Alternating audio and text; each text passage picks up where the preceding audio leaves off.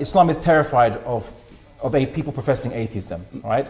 Again, I think that, I don't know what experience you've had maybe with, from reading European history books, but I suppose you should read books about Mesopotamia and Islamic civilization. The Prophet Muhammad, if I may just finish, I'll let you respond. So the Prophet Muhammad had a famous debate with a Bedouin atheist, right? There was no intolerance there. The Bedouin atheist actually became Muslim, but there was no intolerance just because the guy initially professed to be atheist. Abu Hanifa, famous classical scholar in medieval Iraq, Baghdad actually, had public open-air debates with atheists. Presumably there's atheists who were living in Baghdad at the time to actually be invited to open-air debates, and no one killed them or was intolerant to them at all whatsoever. And when you say, oh, Islam is terrified of atheists, I just want to say something.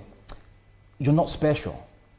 We encounter polytheists, we encounter Christian Trinitarians, we encounter Zoroastrians throughout our history, and from our perspective, you're all arguing exactly the same thing, which is somehow the finite thing is also infinite and eternal, and we don't really see you as different. Actually, you're just another, let's say, just not a flavor of ice cream that we are basically encountering. So don't make yourself out to be more special than you are from our perspective. And as for the issue of tolerance of atheists, I think you should question your founders of your very ideology which pervades the West, liberalism.